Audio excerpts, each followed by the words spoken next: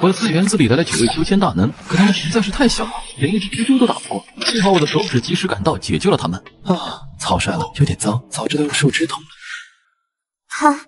他究竟是何等变态的存在？我们9大圣人合力都无法抵挡的混沌魔蛛，竟被他瞬间灭杀了。多谢前辈出手相救。敢问前辈是仙界的哪位主宰？我们是下界飞升而来的修行者，如前辈不嫌弃，我愿加入前辈的宗门，恳请前辈收留。这不仅是一个逆天机缘，还是我们唯一在仙界生存下去的机会。世界树周围的前辈飞升者们就是前车之鉴。虽然很冒昧，但还请前辈收留，哪怕只是做前辈身边的杂役也行。宗门主宰，我不过是个身患绝症快要嗝屁了的普通人罢了，我并无宗门，也不是什么主宰。本是平常的话语，但落在小人们耳中却惊雷炸响，他们更加惊恐，纷纷跪地恳求道：“还请前辈收留，我等愿意侍奉前辈左右，哪怕不拜师也行。”我不是什么了不起的大人物，不过你放心吧，我会尽量保护你们的。至于侍奉的事，以后再说吧。其他小人也连忙点头附和，在他们眼中，我无疑是一个强大至极的存在，能侍奉我左右，对他们来说是一种荣幸。鸟群小人玩似乎挺有趣的，不然他们再被什么笨重小动物杀掉还挺可惜的。我不是什么大人物，但我会尽量保护你们的。小人们听到自己的承诺，感觉自己在这个世界算是站稳了脚跟，心神一松，本就疲惫不堪的他们纷纷晕倒。啊，怎么回事？不会就这么死了吧？我伸手想要摸摸他们，但又怕力气太大，把他们按扁了。于是就先将被蜘蛛丝困住的小人们解救出来，让他们去检查昏迷的同伴。你们去那看看同伴们怎么了。遵命。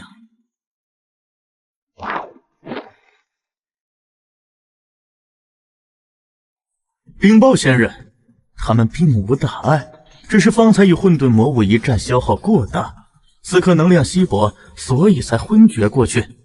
通俗点说，就是饿晕了，对吧？可以这么说。于是陈峰随手从兜里掏出半片面包，没什么其他的了，就半块面包，你们将就吃一点吧。陈峰把面包放在地上，可是在小人们眼里，陈峰的动作就太过于震撼了，整个胳膊若擎天之柱，拿着面包的大手放下来，简直就像是一颗陨石下落。这力量太恐怖如斯了，在下界恐怕随意一掌便能灭掉一个国家。多谢仙人赏赐，我等感激不尽。不用客气，吃吧，慢慢吃。小人们吃了东西，也恢复了体力，可以慢慢的飞行了。真有趣啊，像养了一群小动物一样。吃饱喝足，小人们决定套套近乎，说不定多多清静的话，能拜入仙人门下。多谢仙人救命之恩，我等愿誓死追随仙人。缺斤半块面包，不必在意。对了，你们在这里生活挺危险的，可能会遭受到蛇虫鼠蚁的攻击。要不我给你们换一个环境吧。全凭仙人安排。程峰将他们捧在手心后，就朝着屋内走去。可是刚把他们带离小树3米远，小人们的身体就开始急速干枯，生命力迅速流失。仙人，糟了，这是怎么回事？还是先把他们放回去吧。你们好像不能离开这棵树的范围，不能加入程峰的宗门，让小人们感到遗憾，但也只能认命。谁让他们弱小离不开这棵世界树呢？这棵树似乎非同寻常，我们的世界是不是灵气复苏了呀？程峰在论坛贴吧里发出了自己疑惑的问题，不久便收到了一连串的回复。你们家周围有没有发现会飞的小人？就是修仙界那种飞天遁地、剑仙、魔头、仙子啥的。你说的小人里有女修士吗？如果有女修士的话，能不能给她检查一下体质？对对，看看女仙大佬和我们的身体构造是不是一样。唉，都是些不靠谱的回答，一点帮助都没有。如果这个地球没有灵气复苏，那菜园子里的那些小人，是不是就只有我这里有？第二天，我再次来到菜园，没想到才短短1晚上，小人们居然已经自己建造好了洞府，真是厉害。咦，他们只是在修炼，要是我也能修行仙人之力，绝症就有可能被治愈了呢。仙长，您来了。那个，我就是想问一下，你们修炼的功法能教给我吗？仙人前辈想要我们的修炼功法，不方便吗？不是，只是仙人您如此强大，你傻呀？仙人或许只是想看看。不，我其实是想修炼你们的功法。是这样的，这个世界没有修炼之法，而我看你们的修炼方式挺有意思的，所以我想试试。是这样啊？我们不知道仙人是什么体质，我们的功法对每种体质都有不同的方法，所以不如把功法都交给你，让前辈自行决定。可以。传功开始，按照小人们的指示，陈峰低下头，昆仑仙子先传授他的昆仑剑诀。一颗小光点射入陈峰的眼睛，顿时那小光点化作一股修仙之势，进入陈峰的脑海，很详细，有所悟，但似乎又很模糊。怎么样，仙人？什么都没感觉到。看来还是我想多了，这些小人的功法怎么可能适合我这个即将病死的人呢？没事，尽人事听天命，你们不用自责没有帮助到我。看来前辈人还挺好的。好了，就如此了，你们慢慢修炼，我先去做事了。等等，前辈，或许还有一套功法适合你。昆仑仙子那部功法还有缺陷，不过仙人也可以试一试。兴许仙人体质特殊，因为内部功法是结我们9圣人毕生心血凝聚而成。仙人若是愿意，可以一试。反正不久也会死，现在倒是可以搏一搏，说不定还能出现转机。那你们传我功法。仙人请坐好。行而不着，生而知天者，气经顺透，八脉如滔滔大浪。和之前的五感不同，这门功法进入脑海，有一种醍醐灌顶的感觉。这门功法很奇特，好像活过来一样，和我非常契合，主动给我提供服务。按照功法运转，调整呼吸，陈峰感觉到自己小腹部位有一股暖暖的热血，按照自己的意志输送到全身各处。先是在肚子里面绕了一圈，然后向四肢百骸游走。1个周天之后，热流回到了丹田。舒服，就好像做了一次288的大保健。这门功法有用，我也能修炼。能修炼就好，这样就体现出我们的价值，以后双方的关系就不是程峰单方面为爱发电了，这样对于我们的生存有很大好处。没想到居然都天黑了，我只运转了1个周天而已，竟然用了1个白天，怪不得都说神仙洞中方1日，世上1000年。而且我能明显感觉出身体在变好，力量、肺活量、气血等等都上升了一点点，就连渐冻症的后遗症居然也消除了一点。如此一直修炼下去，自己的癌症说不定就会彻底治好。仙人前辈入门的速度已经很不错了，换做普通人还需要更多时间。我现在的修为到了什么程度？有没有突破炼气1层？这个，看他们的态度，我肯定没有突破到炼气层。仙人也没必要气馁，这个世界的可修炼物质太少，或者是世界规则不同于下界，修炼速度难很正常。只要仙人前辈觉得自身变强就可以了，其他其实没必要在意。修炼是一件长久的事情，需要时间孵化。能让身体变好已经不错了，至少有了解决绝症的方法。经过这些天的事情，我总结出了一个道理：相对于生死大事来说，世界上所有的事情都是小事情。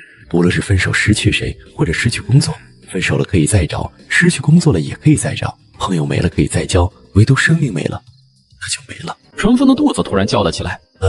我去搞点东西吃，你们等等。说完，陈峰直奔厨房，煮了整整3大碗挂面，煎了10个鸡蛋，整整把1把挂面都煮完了，给小人们分去一些，全部被陈峰送进肚里。就这样，才吃了8分饱。吃的东西都吃完了，只有明天才能想想办法去街上买一些日常用品。今天是和前女友分手后2个月心情最好的一次，或许可以说是这几年我内心真正开心的一次。以前和苏怡在一起，精神太内耗，身体也因为大量工作而疲惫，整个人其实并不是很开心。或许分开对我们来说都是一个很好的选择。吃饱喝足，程峰不再彷徨，直接睡大觉，期待着明天继续修炼。而陈氏的一角，苏怡正气呼呼睡不着。这个程峰真是纠缠不清，都说分手了，居然还要去纠缠我父母。他以为这样就可以让我回头？哼，他这样只会让我越来越讨厌他。我永远不会原谅他的行为，也不会回头。翌日，程峰在天微亮的时候就起床，去小镇上买了一些生活用品，回家继续修炼。他沉迷在这种身体变好的修炼之中。今天1个周天比昨天用时整整短了1个小时，看来随着身体变强，运转的次数变多，以后体内那股内力每运转1个周天的时间都会变少。我现在的身体又强了一些，再修炼几天，估计就和普通人差不多了。仙人前辈，您的修炼速度令人刮目相看，您真是修炼界万中无一的修炼天才。没那么夸张，其实我知道我还有很长的路要走。仙人前辈谦虚。其实其他小人也觉得程峰的修炼天赋太夸张了，区2天时间，程峰身上的压迫感就快要让他们窒息。这种进步，他们真心觉得程峰是天才，并不是盲目的拍马屁。对了，晚饭时间到了，今儿了我买了肉，待会儿给大家加餐。他去厨房煮了白米饭，炒了一盆鸡蛋炒西红柿、青椒炒肉，还有白菜豆腐汤，这都是家常菜。端到菜地里面就和小人们一起吃饭。小人们吃的不多，几乎都进了程峰的肚子。能量还是太少了，看来以后得多增加一点高蛋白的大补食物，比如牛肉。程峰正嫌弃眼前的食物能量不够，小人们却个个面红耳赤，全身烫红。我这些食物能量太多了，我好像快撑不住，这些食物比之前的更补。你们没事吧？区区一盘西红柿炒鸡蛋，一盘简简单单的青椒肉丝，就让他们快被撑死了，没那么夸张吧？仙人前辈不用担心，我们只是贪嘴，吃了太多东西，等消化就好了。这是一场机缘，若是我们能够消化，实力也会跟着强大一些。不愧是仙界，随便拿出点什么都是大补之药，可以让人迅速恢复体力，增加修为。就是吃太多可能会被补胀。仙人前辈平时都是吃这些，难怪身体素质那么可怕，仅凭借单纯的肉身力量就能碾压一切。仙界果然还有很多我们不了解的东西。这个世界到底是一个怎样的世界？实在想不通，能在这种世界生活的都是什么存在？9个小人艰难起身，盘坐在地上，运功消化吃下去的食物。直到10分钟后，小人们终于消化了体内的力量。无名剑仙手前苏醒，怎样？感觉还好吧？陈峰宏大的声音从脑袋上炸响，响彻苍穹。多谢仙长关心，我还好，不仅消化了体内的力量，修为境界也变强了一些。在下界我们的修为已经止步，没想到来到仙界竟真的松动了。多谢仙长厚赐仙物，在下感激不尽。就只是家常菜而已，就被这些小人当作灵丹妙药，他们的追求有点低呀。小神魔们逐渐苏醒，他们感受到自己体内的力量涌动，不由得万分惊喜。他们都变强了，程峰也能感受得到这些小人身上的气息气息我察觉不出，可是小人们身上的光变亮了一些，所以应该是变强了吧？但我怎么感觉似乎依旧能够一根手指碾碎他们？程峰见小人们醒来，也没必要护法，相互聊了一下。小人们对程峰肯定是感恩戴德，程峰却没放在心上，自己去做自己的事情。原本他还想继续修炼，想了想，运行一个周天下来恐怕要生厌，不休息可不行，于是打消了念头。闲下来又感觉无所事事，所以他索性拿着锄头在院子里松土挖地。变强了，力气也大了很多。没有修炼之前，我割草都会疲倦，现在哐哐挖地竟然很轻松。也不知道我身上的绝症是不是也相应的解决了。等哪天有时间了，一定要去医院检查一下。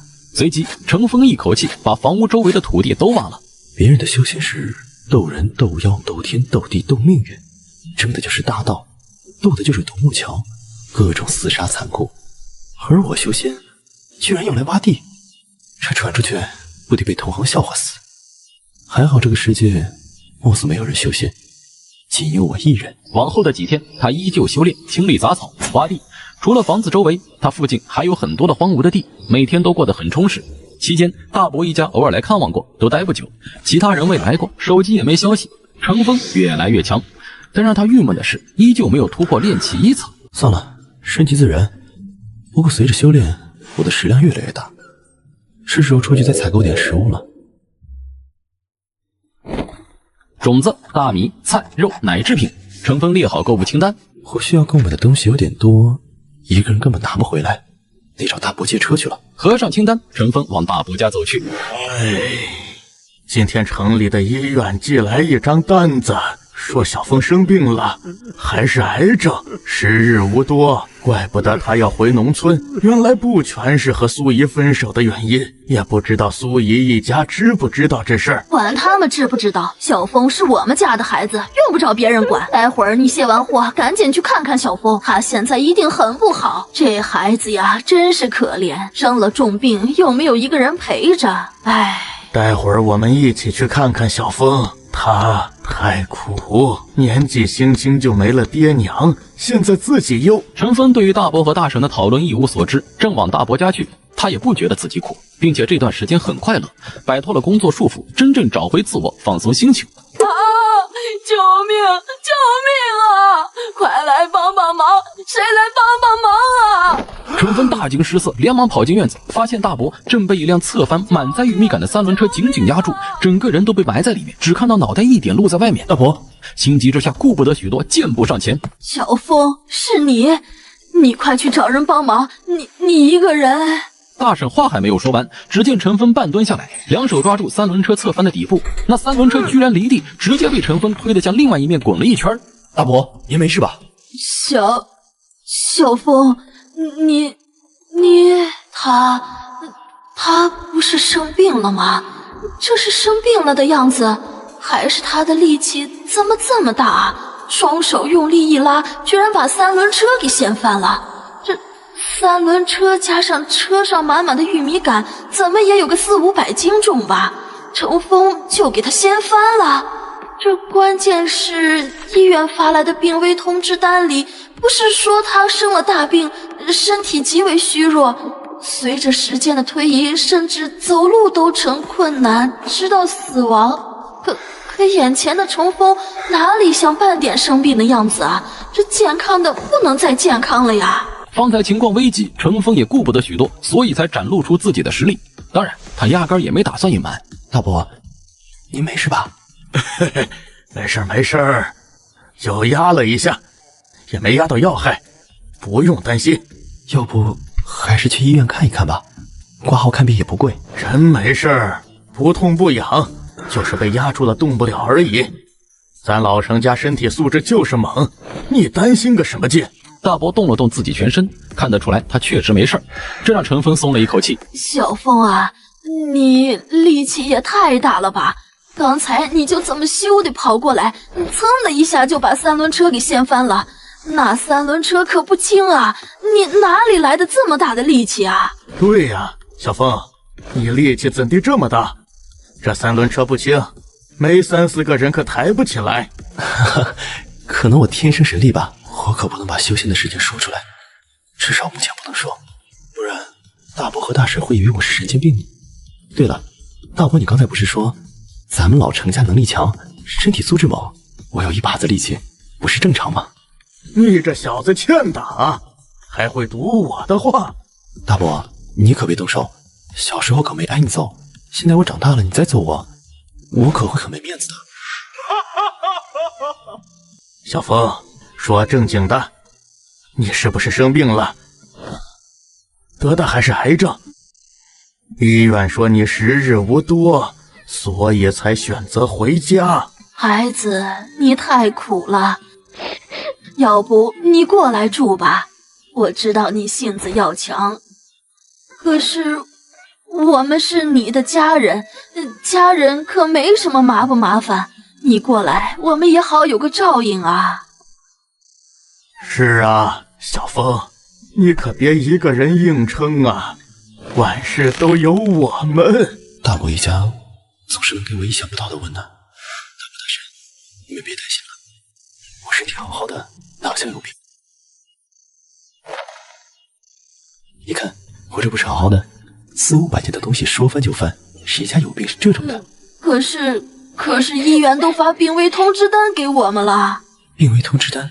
病危通知单还会往外发的吗？应该没这规矩吧。不管怎么样，大伯一家确实得知了我的病情问题，但是现在我的病已经慢慢稳定，都修仙了，区区癌症算什么？之前的确无能为力，现在应该没问题了。那可能是诈骗，或者记错了。活着不是好好的吗？要是我这把子力气都有病，那世界上就没有正常人了。大伯大婶，你们不用担心，我好得很，回家就是厌恶了城市的生活，想回农村生活而已。大伯大婶面面相觑，半天才道：“你确实没病，还是说你是怕我们担心，怕拿到我们才……放心吧，我健康的不能再健康了。再说了，我要是真有病，有麻烦到你们的时候，我肯定不会客气的。”哦，那就好，那就好。刚得到消息的时候呀，我们吓死了，还想着收拾完玉米杆就去看看你。你没事呀，就太好了。大伯和大婶悬着的心终于落下。那搞诈骗的无良医生真坏，居然骗我们，该死！两人嘟囔着埋怨医院，不过确定程峰没问题，两人还是挺开心。大伯大婶，有什么活我帮你们一并干了得了，难得过来一次。哎，不用，小峰，你还小，不用干重活，给你大伯干就可以了。我都27、8了，你和我说我还是小孩子。不过在长辈眼里，晚辈永远长不大。程峰非要帮忙，因为力气大，很快就收拾了一车玉米杆。大伯见状，也真正相信程峰大概是没病，于是也不用客气。这股力气不拿来利用一下，可惜了。刚好家里的石磨倒了，我一个人抬不起来。有什么重活，尽管交给我。程峰嘿嘿一笑，一个人居然把500多斤的磨盘抱了起来。果然咱们老程家基因强大，不仅能力强，就连这力量也是猛得很。没修仙之前，别说举磨盘，连上炕都费劲。看来这段时间我真的在进化。随后，程峰见他们没担心，便借车去镇上买生活物资。购买完购物清单上的东西，程峰把车送回大伯家，自己又回到家里开始修炼。现在运行完1个周天，居然才到下午4点出头，修炼速度增加了至少1倍，以后1个白天可以运转2个周天以上。修炼完成后，程峰刚来到菜园，就发现昆仑仙子和无名剑仙准备切磋。昆仑仙子，你我是首先突破的，就切磋切磋，看看近日修行所得，我们点到为止，如何？这昆仑仙子太漂亮了，至于身段比例，那更是惊艳。无论是手机上美颜过度的网红，还是全方位照相都没有死角的明星，都没有昆仑仙子漂亮。不过唯一的缺点就是太小了。可以，很久之前就想领教无名剑仙的剑道，上一次交手还是在下界，那时候我们隔着千万里对了一招，我便一直想找个机会和你好好打一场。昆仑仙子非常强势，她在下界创下不朽昆仑教，赫赫威名，可不是单靠漂亮就能做到。下界共誉她为古来第一女生。那得罪了。万剑！无名剑仙一剑化万剑，密密麻麻的白色小剑自他脑后分化而出，铺天盖地朝着昆仑仙子席卷而去。昆仑仙诀！昆仑仙子双手结印，一个巨大光球笼罩自身，上面流淌着各种先知符文。昆仑仙子的攻击比上次对付蜘蛛时多了一点变化，就是那些符文，可变强的幅度太小。以他们现在的实力，还是打不过上次追杀他们的蜘蛛。小树下，昆仑仙子和无名剑仙已经缠斗激烈，剑之海潮想要淹没昆仑仙子，可那把飞剑接触到昆仑仙子的符文光球时，纷纷被弹开，或者直接崩坏碎裂。昆仑仙诀，青龙祸！一头青龙模样的怪兽从昆仑仙子的符文光球冲击，撞向无名剑仙。昆仑仙子果然收获匪浅。说完，无名剑仙手捏剑指，结了一个反锁的印。清玄剑道，开！一道手指大的火光大剑从他身前凝聚，巨剑和青龙猛地撞在一起，轰的一声同时碎裂，而无名剑仙和昆仑仙子纷纷被爆炸的威力掀飞。我猜的没错，你不是当世之人，而是古之至尊重现。若是没有意外，你就是古之至尊中的剑圣李清玄吧？无名剑仙的道夹杂着古代至尊的气息，那是昆仑仙子年轻时进入秘境失恋遭遇过的，他记忆犹新，因此差点为此陨落。昆仑仙子果然拥有大智慧，还是瞒不过你。我早就怀疑你不是当世之人，果然。没办法，上古找人推测过，只有今世仙路才会开启，所以只能蛰伏下来。这似乎涉及到修仙界一桩巨大秘密，但这对陈峰来说好像没什么意义。蛰伏不知道多少岁月，就为了飞升到蓝星这个鬼地方。为了这个目标，你们还真是拼尽全力呀！哼，我在未正道之时，曾经被古之至尊偷袭，差点身死道消。从此，我便发誓，一定要找到至尊余孽，报仇雪恨。仙子莫要误会，李清玄一向光明磊落，偷袭你的另有其人。他不是怕昆仑仙子寻仇，只是不想在危险的仙界还要起内讧。现在团结求生才是硬道理。李某向来不参与乾坤界的争斗，你也是知道的。圣人一言九鼎，没必要撒谎。昆仑仙子把目光投向周围那些圣人，这里面会不会也有古之至尊余孽？被他这阴冷的目光凝视，其他圣人眉头紧锁，但也没过多说什么。同为至尊圣人，他们都有极强大的心性，不会认为自己弱于他人，哪怕对方是古来第一女圣。陈芬俯瞰着小人们，没想到小人们相互之间其实还是有矛盾的。竞争者、猎杀者、阴谋家，为了飞升，为了能够活到正确的飞升时间，布局万古，坑杀诸多强者，这也太燃了吧！若是写成小说，这些小人每一个都是故事主角，他们的经历恐怕几百万字都写不完。哼，曾经的恩怨且先放下，不过不代表本座软弱。等时机成熟，本座定当一一向那些偷袭过本座的讨个说法。本座虽是女子，可也不是任何人都可以欺负的。众人还是没有表情，古井无波。你是弱女子，那天下就没有强的女人了。让仙人前辈见笑了。本来一些私事没必要大肆宣扬，可是矛盾就是矛盾，不解决始终会有隐患。无碍，我对你们的恩怨没有兴趣，更不会插手你们的争斗。我现在的首要目标就是修炼，解决自己的癌症问题，哪有闲心参与你们这些小人们的争端？仙人前辈明事理之世故，自然没工夫计较我们的私事。前辈放心，我们的私事只会私下解决，不会叨扰前辈清修。前辈，我有个不情之请，不知道当讲不当讲？你有什么事？近日修行有成，感觉实力突飞猛进，我想挑战一下前辈，看看自己达到了这个世界的哪一种存在。不知道前辈可否能赐教一二？李清玄居然要挑战我，没听错吧？你要挑战我？也不是挑战，就是想检测一下自身实力，让前辈指点指点我的修行。我刚才的话太不谨慎了，挑战这2个字可不能乱说。上仙要是真的接受挑战，一巴掌拍死我都没人会说什么。挑战生死不论，我修为确实精进，但和上仙的差距依旧犹如云泥。左右无事也成，我接受你的挑战。不是挑战，我说错了，我不想死。前辈，那您可手下留情。放心吧，你尽管使出你的全力，我也想看看你们突破后力量达到了哪种层次。不要说挑战2个字了，我心慌。前辈请。李清玄动用自己毕生修为，清玄剑道，万剑。密密麻麻的飞剑凭空产生，体积居然比一个篮球都大，无数飞剑飞向陈峰。这一手让在场的圣人震惊。显然刚才和昆仑仙子交手，李清玄还是留手了，没有动用全力。他居然强大到这种地步，上古第一剑圣，名不虚传。可那万剑球冲到陈峰指尖时，陈峰弹指间就将那万剑弹得崩溃。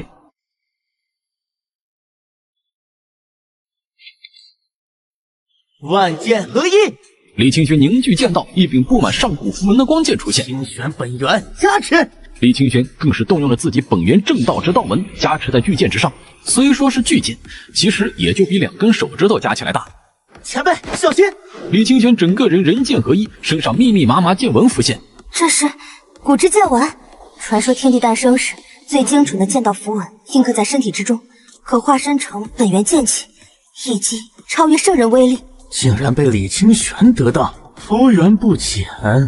这李清玄的底牌还真强，不愧是古之第一剑圣。观战的圣人们震惊，可人剑合一的李清玄那化作的符文光剑依旧被陈峰中指一弹碎裂，一瞬间崩坏。李清玄从道中跌落，摔在地上，小人们瞠目结舌。仙人前辈也太恐怖了吧！李清玄动用那么多手段，居然还是不敌弹指一挥，怪物中的怪物。你变强了吗？怎么没什么感觉？你还和以前一样的攻击力，莫非是力量增加的太少，所以我没感觉出来？我已经发生了蜕变，你居然说没感觉出来，太失败了。事实上，陈峰确实没有感觉出来之前的李清玄和现在的李清玄力量差别有多大。看到陈峰的表情不像是在嘲讽，而是在说事实，这让小人们心里更加觉得头皮发麻。这位仙人前辈到底是怎样的存在？强大的离谱！小圣人们再次证明自己和陈峰的差距。和小人们交流片刻，大家各自去做自己的事情。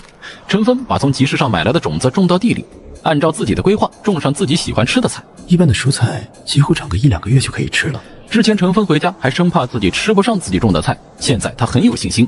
种完菜吃了饭，陈峰便去休息了。第二天，一串手机铃声把他从床上吵醒，他在枕头上摸索了半天，摸到手机，睡眼惺忪。喂，哪位？哪位？你居然问我哪位？陈峰，你听不出来我是谁吗？你是不是不想干了？赶紧给我爬起来，把我传给你的工作方案做了。这个方案客户要的急，如果你敢搞砸，你这个月的奖金就没了。是，领导，我马上做。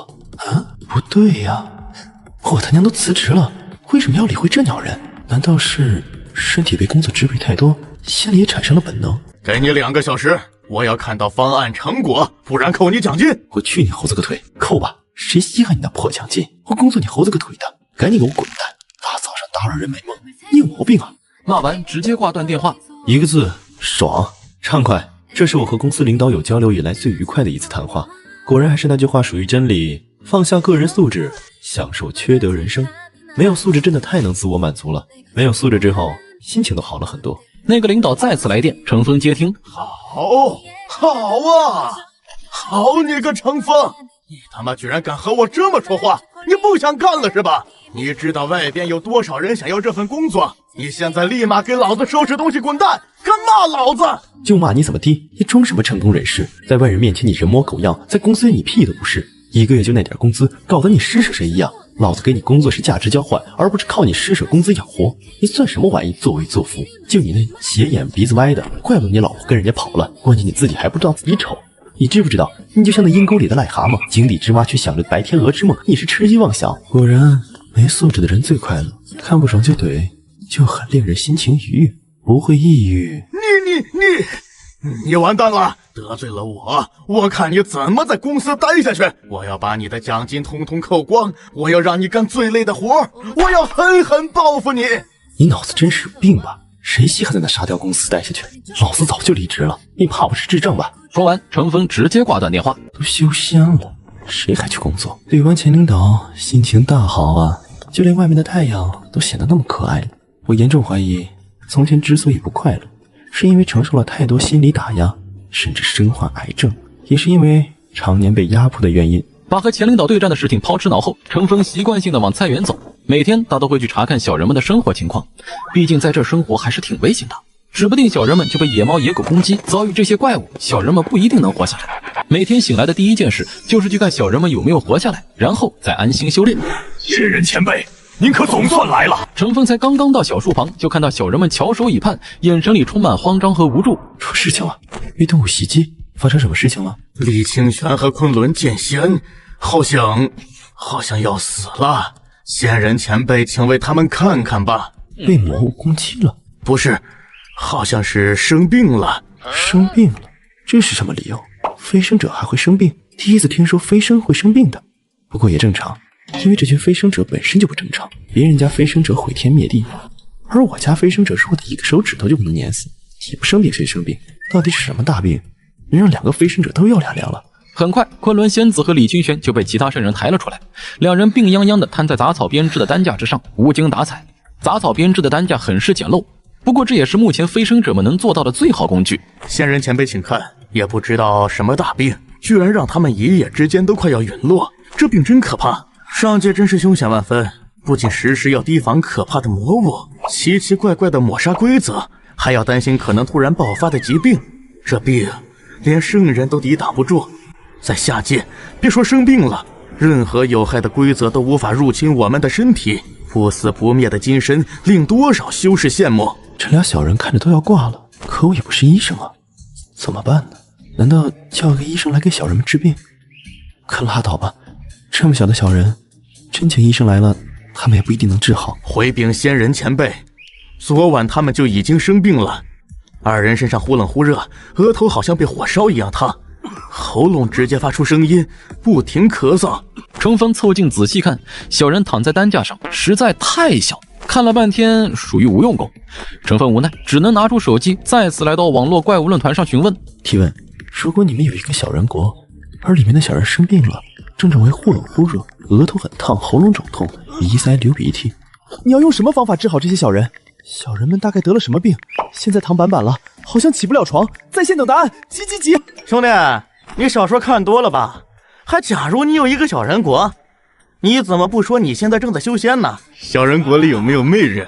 那妹子生病了吗？如果有的话，可以让她先把衣服脱了，你好好给她检查检查身体，可别遗漏了什么大病。这个 ID 我看过，上次说检查身体的也是他，真是智障。楼上真的是素老色批，脑子剥开全是芒果色，鄙视。根据我做兽医13年的经验，如果你家小人没有意外的话，那就要出意外了，因为严重到起不来床了。不过作为兽医的我有一计，保证药到病除。什么计？如果我没猜错的话，你的小人应该只是感冒了，口服几粒感冒药，立刻药到病除。感冒就这么简单？4楼你确定？你作为一个兽医，你还能治人的病？人与兽之间有什么区别？再说了，他都能中2到说自己有一个小人国，我就不能以兽医之名行医仙之事。况且楼主说的那些症状，是个学医的都知道，仅仅是感冒了，好吧？吃一颗感冒药，睡一觉不就可以了？有那么复杂吗？这群中二病还在疯狂护队，而程峰则关了手机。经兽医这么提醒，程峰再好好观察昆仑仙子和李清玄的状态。确实就是感冒了。昨日他们是不是着凉了？昨晚确实有寒气扑来，冰冷得很，使人手足僵硬。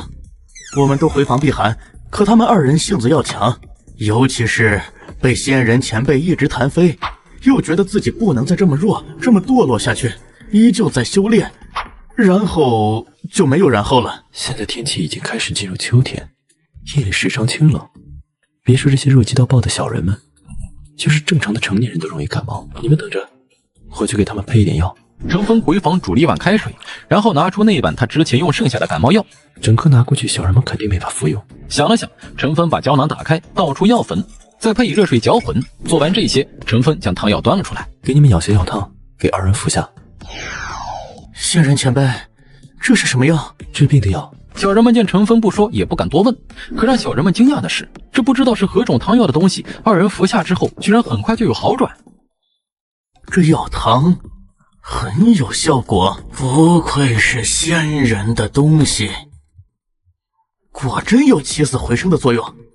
他们看向程峰的表情更加崇拜了。仙界之物，仙界之人，深不可测，尤其是这位仙人前辈，更是无所不能。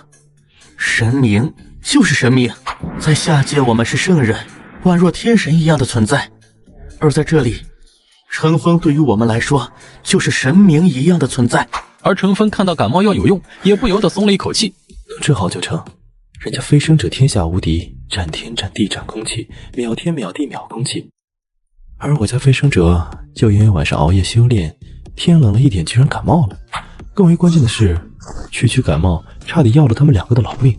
您就说说这飞升者让不让人操心吧？昆仑仙子服下药，浑身冒汗，不多时缓缓醒来。多谢仙长前辈救命之恩，昆仑仙子没齿难忘。不必乱动，你安心休养吧。最近就先别修炼了，把身体养好了再说。可别为了提升境界，剧烈修行感染心肌炎什么的，那可是要命的。心肌炎那是什么？不过既然是仙人的告诫，那就不修炼了。事情太急，修炼本就应该循序渐进，过犹不及，会出现诸多问题。程峰见小人们安全，给他们拿了一些面饼，而自己也选了一大块牛肉，准备打坐修炼。没想到那个电话又响了，这领导怎么回事？挨怼没够，把手机静音丢在一旁，继续修炼。他可不想为了一个小小的前上司而去内耗。程峰一个周天运转下来，浑身畅快。不错，力量又有增长，速度没有前几天长得快，不过也是进步。身体的状况又好了一些，筋骨通畅，气血活络，比没生病之前的身体状况还要好了。居然才1点多，这次我运行1个周天需要的时间居然比前几次要快得多，算是一个质的飞跃了。这意味着以后1天以内我就可以运行2个周天，实力会以双倍的速度增长。如此速度，突破炼气1层指日可待。不过我这2波以前领导也不知道抽什么风，居然疯狂轰炸我的手机，短短1个上午居然有23个未接电话，这是电话打上瘾了吗？程峰正准备进行拉黑操作，电话又来了。犹豫片刻，程峰接了。喂，有何贵干？是不是被怼了不服，想骂回来？我劝你还是别自取其辱，因为你根本骂不过我。程峰，好不容易才打通程峰的电话，他也不敢发作了，而是和颜悦色。小峰啊，我们之前是不是有什么误会？这年头工作可不好找，你离职了也很难找到工作的。不如这样吧，你回来上班，我当什么事没发生。这段你缺勤的时间，照样给你算工资和全勤，就算你带薪休假了，如何？老子都休仙了，那鸟班谁爱上谁上去呗，小爷可不想伺候了。还有，这领导嘴脸转变太丑恶了，肯定不是为了自己好。得了吧，您另请高明吧，我可不想再进那鸟公司了。还有，能让您这么低声下气的和我合作，求我回去上班，是不是项目出了问题？是不是发现没了我那个岗位没人能搞定？也是，单靠那个小白实习生，还有什么都不懂却装懂的老油条，只会溜须拍马却升职加薪的家伙，能有什么能耐？听到程峰这话，那领导语塞，半天不说话。看来我猜对了。小峰啊，你也知道公司困难，所以你就当帮帮我们，回来把项目搞定，要离开再走，行吗？原本我以为那老油条和小白实习生很牛叉，完全可以代替程峰，谁知道他们都是吹嘘出来的。程峰一走，他们的部门完全废了，你不回来，这个项目就黄了，我们公司估计也很难撑下去。不是，你是不是误会了什么？我和你有什么交情可言？还有，你的公司经营不下去关我屁事。当初小爷在的时候你们不知道珍惜，还误以为谁都可以取代小爷，现在出问题了想起小爷了，去你大爷的吧！谁理你？小爷忙着修仙呢。小风别生气，以前确实是猪油蒙了心，埋没了你的才华。这样吧，只要你回来，我给你开2倍工资啊，不，3倍。3倍？可真舍得。看来你这次遇到的麻烦不小，不过我还是那句话，关我屁事。回去凑完再被卸磨杀驴吗？我可没那么傻。长风，你可不能这么绝情。你想想，你没工作的时候，谁给你工作的机会？谁给你学习的机会？谁培养你的？公司给了你那么多福利，到头来你就这么报答公司，你为什么这么自私？你这脑子果然有病，工作就是价值交换的过程，还学习培养。再说了，之前我在公司的付出和收获完全不成正比。他再也懒得多和这位废话了，挂了电话。反正他该交接的工作也交接了，工资也结了，和这家公司彻底没有关系。领导立马发来信息：小峰，刚才我冲动了，你要怎么样才能帮我们解决这次麻烦？程峰看都没看，手机丢在一边，去做了一些午饭吃，又选了一大块牛肉，继续修炼。牛肉果然是最适合人体的高蛋白食物。我若是天天能吃够足够量的牛肉，修为进度一定变得更快。就这样，又是一个周天运行完，程峰睁开眼，长长吐出一口浊气。这次运行的非常顺畅，以往还能感受到一点阻塞，今天顺滑的好像加了油。程峰起身，全身畅快，随意打了几拳，每一拳都能在空中打出破风之声。不仅力量变强了，我的身体好像更硬了，不是普通人理解的硬，而是皮肤强度提高，小刮小擦根本不能在我的皮肤上留下伤痕。这若是修炼到最后，是不是可以像修仙小说里一样，手握日月摘星辰，世上无我这般人？算了，还是别好高骛远。修行之路很难，在修仙界修行者众多，也没见几个人能达到那种地步。成为那种强者，恐怕比考上清华北大的概率还要低。此次一个周天居然仅仅用了3个小时，要知道我第一次运行一个周天可是用了整整1天，进步很快啊！这姓王的有病吧？再打个电话问候问候他吧。祖宗，我叫你祖宗行了吧？求求你，帮我这一次吧！只要你给我解决程序故障，你让我做什么都可以。程峰本想直接拉黑，但是转念一想，还是说了一嘴：让我帮忙也行，给我外包聘请行业价100倍的报酬，不然我是不可能帮你的。祖宗，你终于说话了，祖宗。可是这100倍太多了。100倍不讲价，再多说一句直接拉黑。别，100倍就100倍。程峰这家伙太黑了，以前唯唯诺诺的老实人，怎么没发现他心这么黑？不过为了公司的前途，必须妥协。这就答应了。以前这家伙可嚣张了，让我涨100块工资就跟挖了祖坟一样，现在竟然这么好说话。看来这次的项目很重要。果然，只有拿捏了对方的命门，无论对方是谁，如何的性格都会唯唯诺诺。先转账再做事，你接受得了就给钱，接受不了就能接受。所谓用人不疑，疑人不用。再说了，小苏你的人品我还是信得过的。我说的是税后100倍价格。100倍价格还是税后？这心真黑呀！以前怎么没发现这家伙这么黑？不都说程峰是一个软柿子吗？你见过这么黑的软柿子？难道这家伙以前是装成小绵羊？还是说最近突然开悟了？他到底经历了什么？怎么不容易占他便宜了？有问题？没问题，完全没问题。本来我也想说那是税后的100倍价格。王经理尴尬的笑着，哪怕隔着屏幕，程峰都能听得出来，这家伙现在恐怕比吃了死苍蝇还要难受吧。想到王经理此刻的心情，程峰心中爽快。知道你不舒服，那我可就舒服了。那就先这样。叮，您收到来自王经理的转账21万元。以前自己想要赚20万，不知道要多久，可是现在随随便便就有21万入账。唉，不管如何，有了这笔钱，我也可以好好安心的宅在乡村生活修炼。程峰回到房间，启动电脑，点开了王经理发来的程序，打开了久违的熟悉的编码数字，一行行密密麻麻的代码。这都是我曾经的心血啊，无数日月换来的成果。不得不说，我挺佩服当初的自己，居然能干出这么一大笔工程。修复 bug， 整理故障其实很简单，因为这是程峰自己写的代码，他一眼就知道问题出在哪里，手指在键盘上敲了几下，搞定，2分钟就赚了21万。做完工作，程峰想了想，没有立刻把处理好的文件发送给王经理，而是给王经理打了个电话。你这个问题有点严重，我看每个异形机是处理不好了。啊，这么久，峰哥，你能不能快点儿？这边很急。这样吧，那我加把劲儿，5天给你弄出来，这真的是最快的速度了。叮，收到王经理红包8888。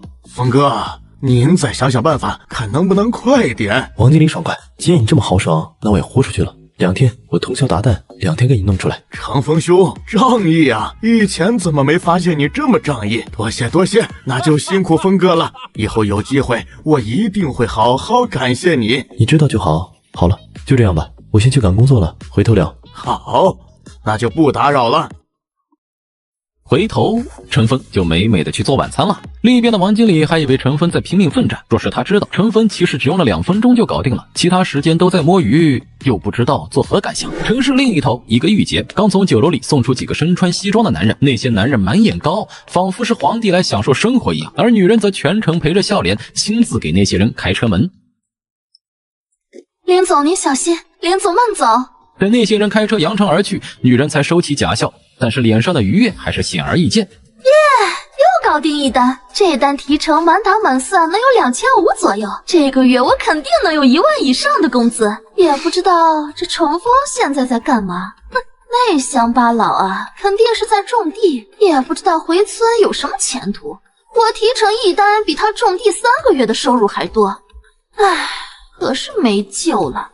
他呀，真没上进心，真庆幸和他分手了。唉，我越来越觉得这次分手是我人生中最正确的选择。毕竟我与程峰已经不是一个世界的人了，下一次见面，或许2个人的身份会天差地别吧。但苏怡不知道的是，程峰回乡后并未穷困潦倒，而他随便接了一个单子就赚了20多万。最让程峰惊喜的当然不是这20多万，而是修仙变强的感觉也让人愉悦。不知不觉2天时间过去，轰的一声，程峰突然周身金光大盛。我这是突破了炼气1层，看着身上有用不完的力气，一拳一头牛不成问题，甚至能够力拔山兮气盖世。仙人前辈，您突破了，您突破炼气1层了。小人们在程峰突破之后，就感到一股前所未有的压迫感，那种是来自于血脉的压力，好像一只高阶异兽面对一只血脉弱小的低阶野兽一样。好像确实突破了炼气1层，好强大的炼气1层！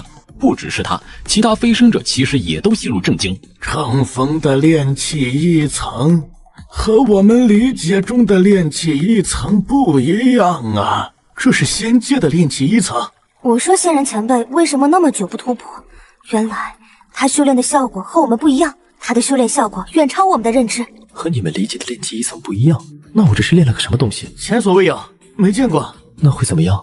不会有问题吧？会怎么样我们也不清楚，不过会超乎想象的强，毕竟是我们9大圣人合力创造出来的修炼功法，怎么想都不会弱。这群教导我修炼的小人们竟都不知道我现在的状态，那我未来的路究竟会是怎样的？也许可以抽空去医院检查检查，看看我的癌症还在不。现在我的实力已经达到炼气1层，可以放松放松。钱嘛，赚了20多万，也足够衣食住行。仙人前辈，可能是因为你修炼的是仙术，以仙人体质修炼仙术会有不同的效果。应该是如此吧。在这个世界修仙，肯定和小人国世界不一样。若是力量涨幅相同，9个圣人飞身上来，早就把这个世界夷为平地。何至于这么弱鸡？炼气1层，我就感觉自己的身体进化了。对，就是进化了，好像脱离了原物种，向超人方向进化。我能听到100来外的蛐蛐鸣叫，准确判断位置，也能从杂乱的草丛中一眼看出蛐蛐微小的身体，随便打出一拳，泰森都得管我叫大哥。这仅仅是炼气1层就给我这种感觉，如果再往上，那真是越来越期待了的。叮，文件发送给王经理。叮，文件发送成功。哎呀，峰哥真是守时，说好的2天就是2天，甚至还提前了，十分感谢。这2天你肯定累惨了吧？辛苦了，辛苦了。幸不辱命，兄弟仗义，有时间请你喝酒，一定好好感谢你。这2天的焦虑心情在今天终于不见了。任务完成，这个项目没跑，准上市公司，前途无量。我们2清了，一手交钱一手交货。王经理你忙去吧，这2天有点累，我去休息了。好，兄弟你赶紧去休息，别累着，有事再联系。关掉微信，程峰决定去村里溜达一圈，结果发现池塘边巨石压着一个人。陈大叔，幸亏还没死。该说不说，陈大叔真是一个人才，竟能把自己塞进石头下，这操作正常人还真做不到。陈大叔，没事吧？叫唤几声，陈大叔艰难睁开双眼。救命啊！救命啊！长风，快救救我！我被石头压住了，出不来。打电话给村里人把我救出来。陈峰刚想说什么，陈大叔由于太过激动，又晕了过去。不省人事，打电话给村里人，等村里人赶到，恐怕你早就是一具尸体了。该说你是幸运还是不幸？不幸是你居然被石头压住了，幸运是你居然遇到了我，不幸是最近好像我实力一成长，总是能遇到各种各样奇奇怪怪的事情，好像被主角光环给笼罩了一样，变强就会遇见麻烦，然后用我的力量来解决麻烦。难道这就是规律，变强的法则？很难想象以后我越变强，会不会像都市降智小说一样，无论走到哪里都会遇到装逼打脸的剧情。例如去商场买根胡萝卜，都会遇到服务员挑衅，说自己买不起，一顿嘲讽之类的。例如自己上街，总会有一两个小混混上来一顿挨揍，体现出自己的主角价值之类的。又例如和个妹纸逛街，都会遇到富二代过来争风吃醋。随后陈峰蹲下，双手五指插进石头下做抬物姿势，猛地发力，那石头居然慢慢离开地面。这石头比我想象中的要重啊！也许是因为身上的压力轻了，陈大叔悠悠醒来。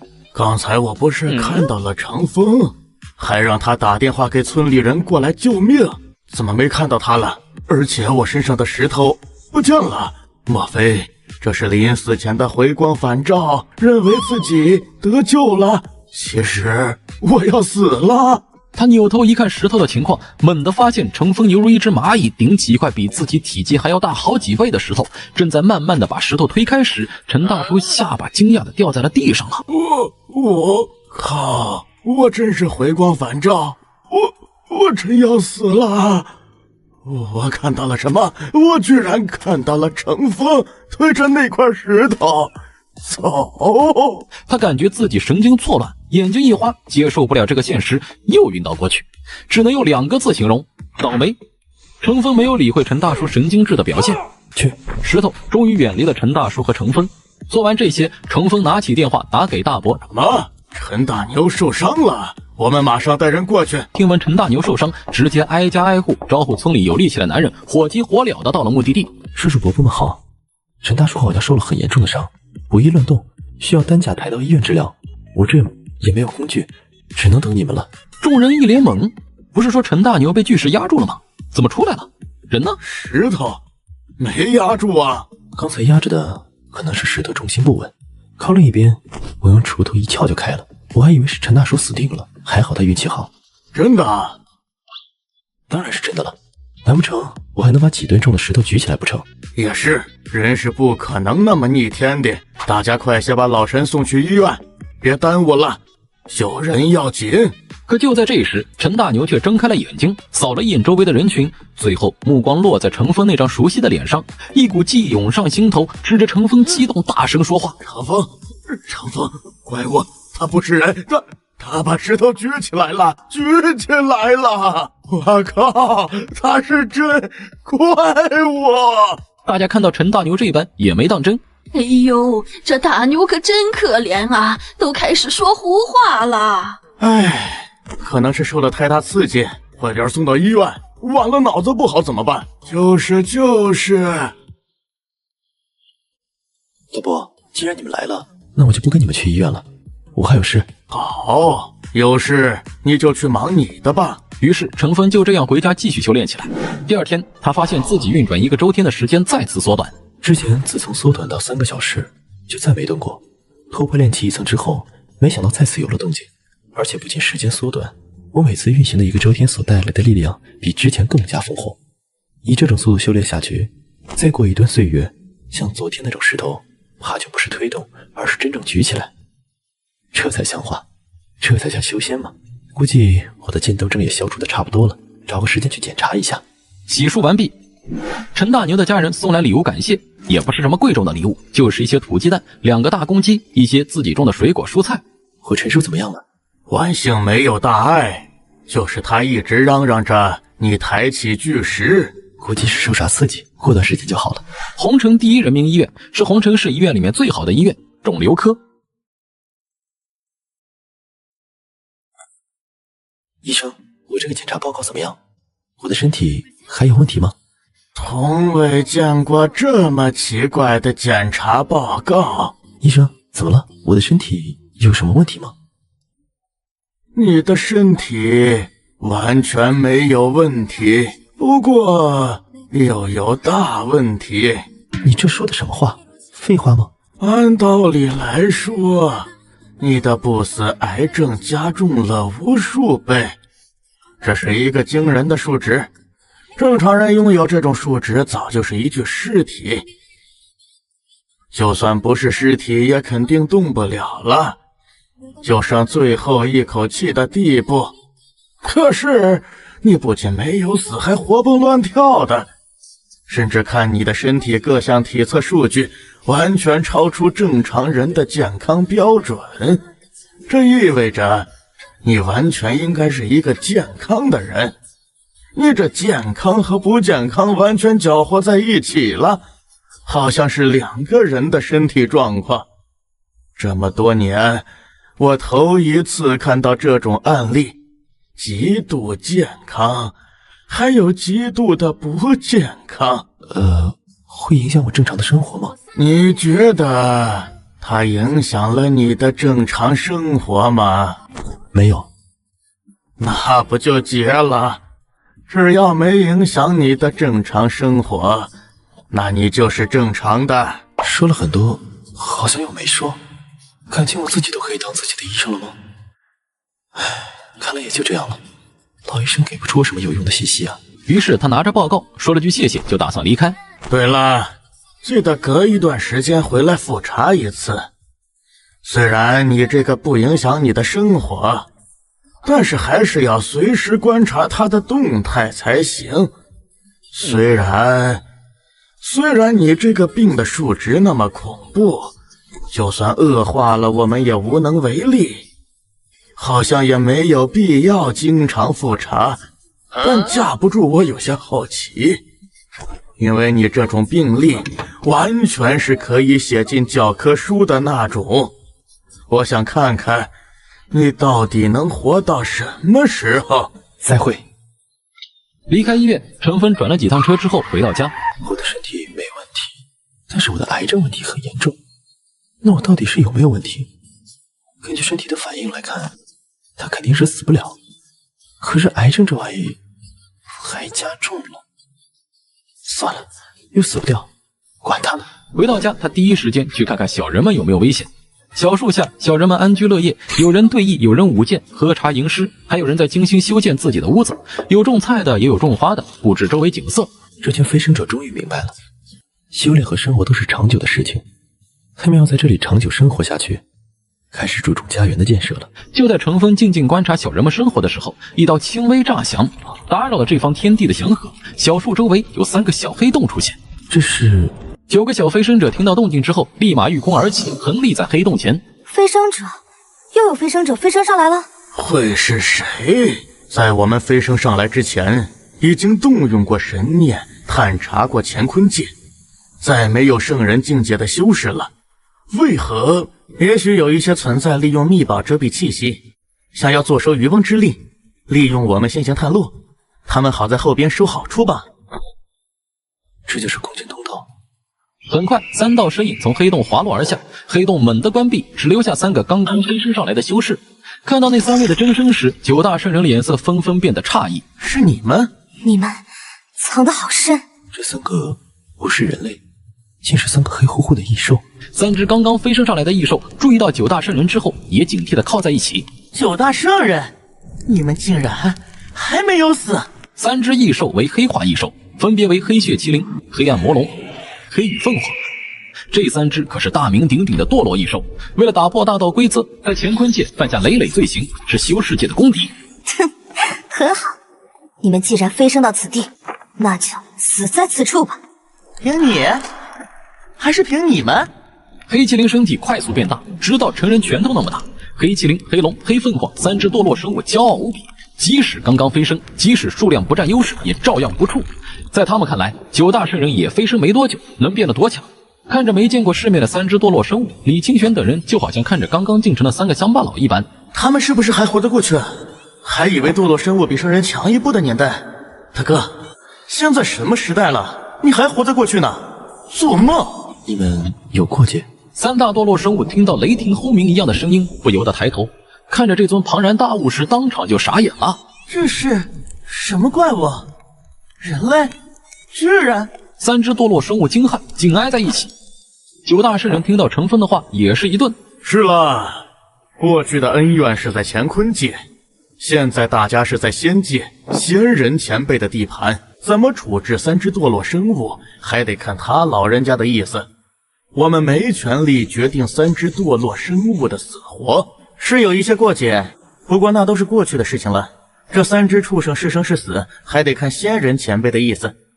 我等不敢越界定夺，也不敢越界决定，还请前辈宽恕。九大圣人方才一时心急，觉得自己不该替陈峰做决定，纷纷道歉请罪。三只堕落生物看到九大圣人在面对天空中巨人时，那是卑躬屈膝像奴隶一样的态度，顿时失色，同时眼里的鄙夷不屑不加掩饰，一点也瞧不起九大圣人了。原本以为你们即使为我族大敌，我等也会尊重尔等，毕竟尔等之气概配得上人高看一眼。原来尔等皆是一群软骨头，什么圣人，什么人族强者，没想到居然甘愿成为仙界生物的奴隶。老夫看错你们了，你们不配与老夫相提并论。我等宁愿战死，也不会像你们一样卑躬屈膝。身为人族荣耀，居然甘愿为奴为婢，我呸！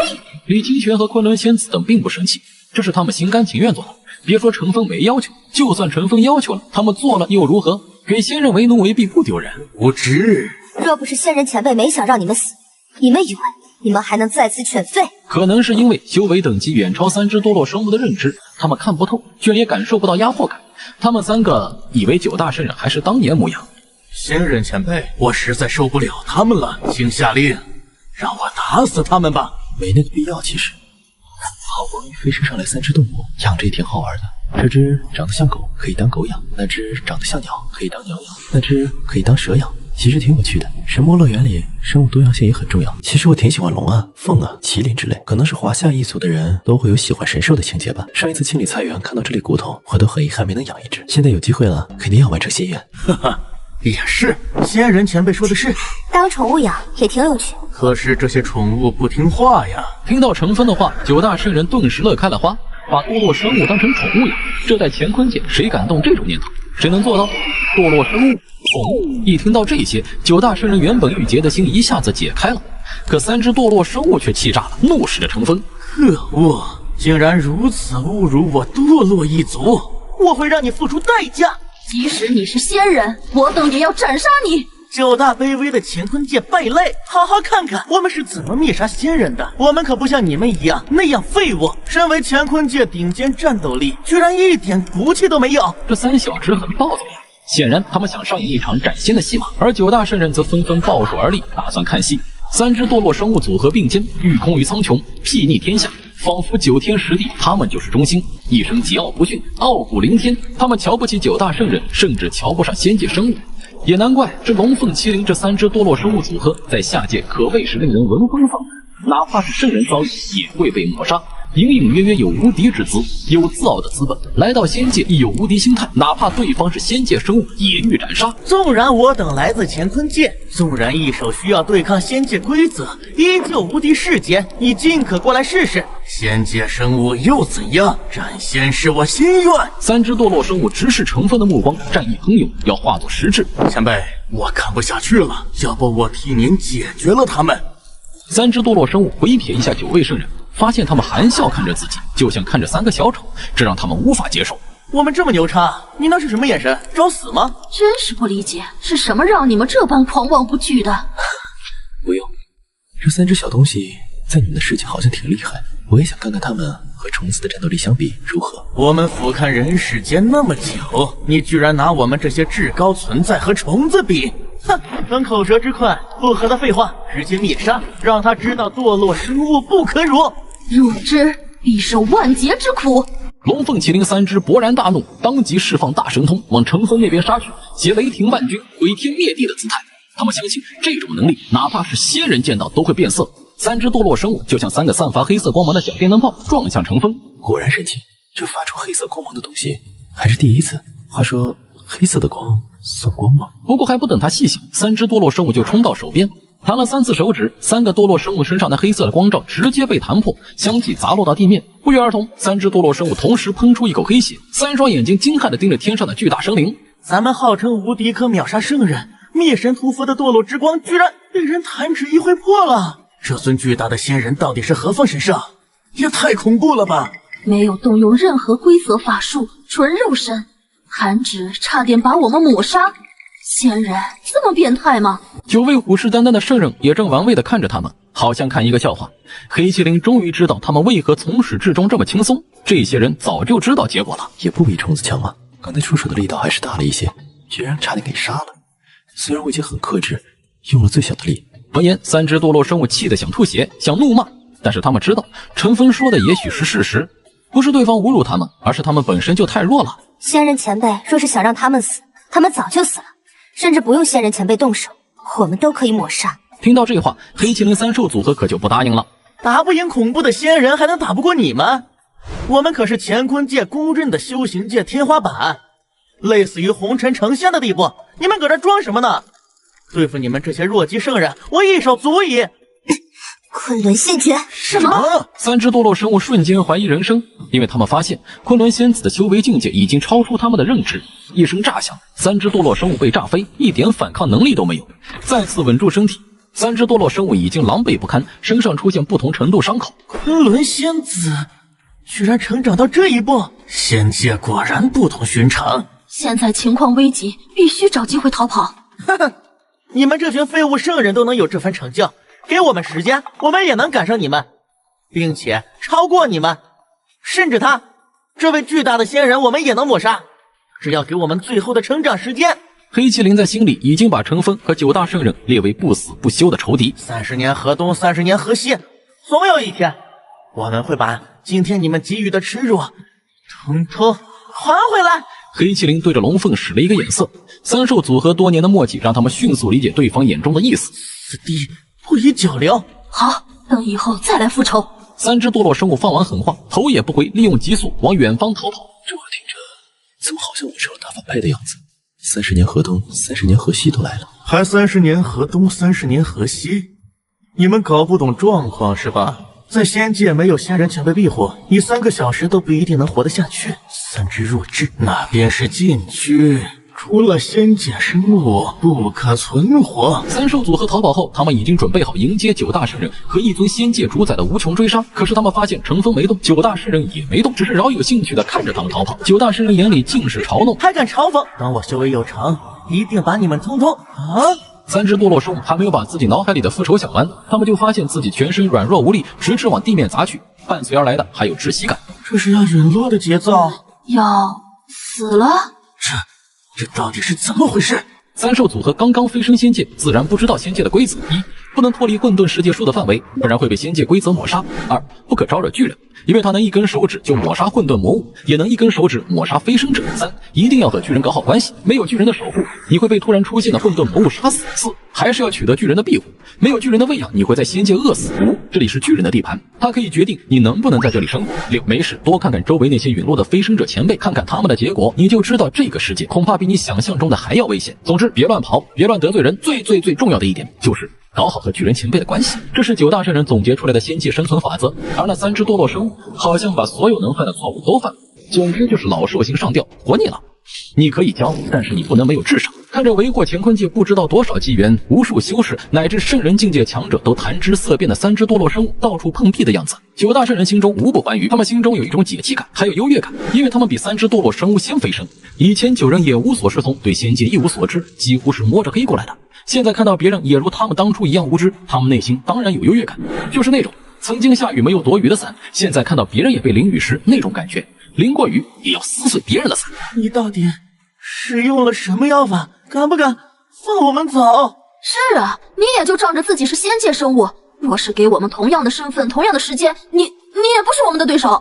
妖咒放了我们，1000年，我们只需要1000年就能斩你。事到如今，我们也只能利用语言来魅惑，实力越强大的人越会受激将法的影响。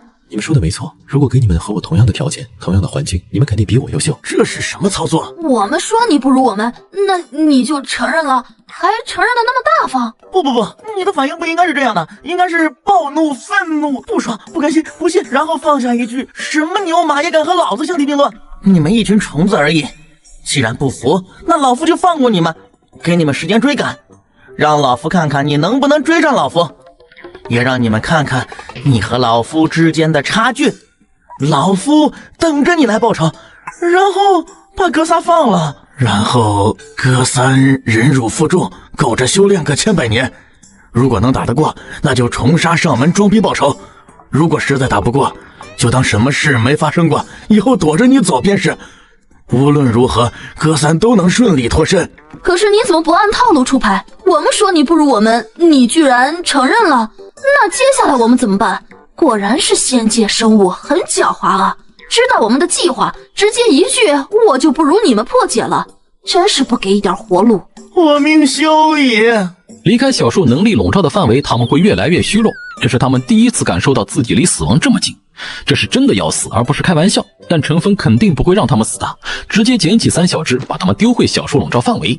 那股窒息感随着消失，死而复生啊！活着的感觉可真好啊！应该死不了吧？死了就可惜了。回禀仙人前辈，死不了的，但想恢复也不是一朝一夕。哼，假惺惺，别想囚禁我们！你以为我们是这9个卑躬屈膝的人类？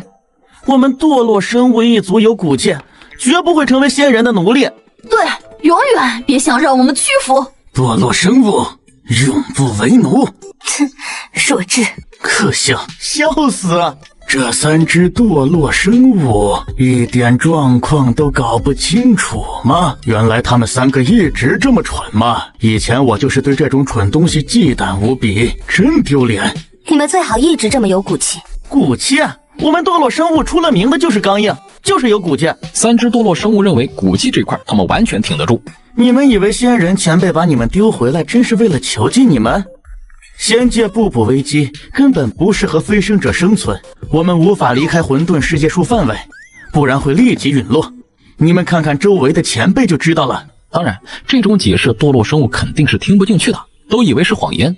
陈峰看着神魔乐园的小人们，这3只堕落生物好像很骄傲，很难驯服的样子。仙人前辈不用担心，再有骨气，饿几顿他们就知道厉害了。